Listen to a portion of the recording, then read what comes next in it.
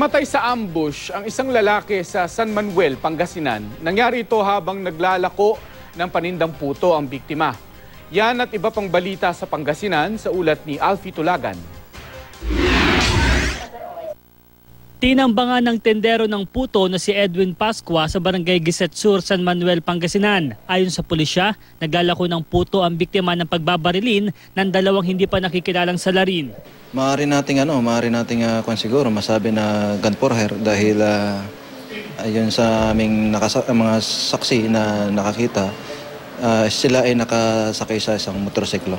Dead on the spot ang biktimang nagtamo ng tama ng bala sa dibdib mula sa kalibre 45 baril. Mga motibo na dahilan ay yung alitan dun sa kanilang lugar.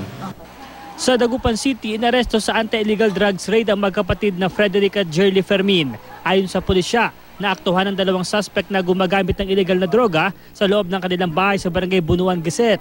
Nakuha sa kanila ang 13 sachet ng shabu at drug paraphernalia.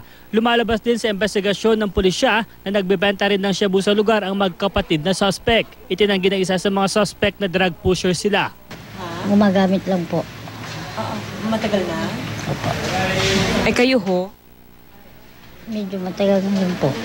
Nakuha sa Barangay Dulig, Labrador, Pangasinan ang isang vintage bomb. Ayon sa residenteng si Jerry Rico, naguhukay siya sa kanyang palaisdaan nang makita niya ang isang metal na bagay. Nakabaon daw ito sa halos 1 metro lang na lalim ng lupa. Kinutuban si Rico na baka lumang bomba ang nahukay niya kaya tumawag na siya ng otoridad. Diyan sa nagawa ko ako, natamaan ko yung talagang kwan.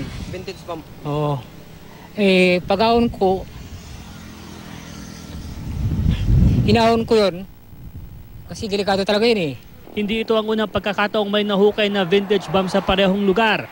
Noong 1998 may nahukay na rin bomba roon. Kaya naman baka marami pa raw nakabaon na bomba sa lugar na posibleng pinagtaguan ng mga armas noong ikalawang digmaang pandaigdig.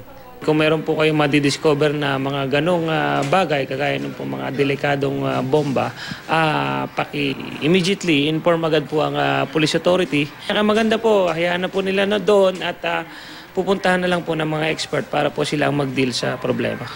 Alfie Tulagan, Nagbabalita, Pilipinas.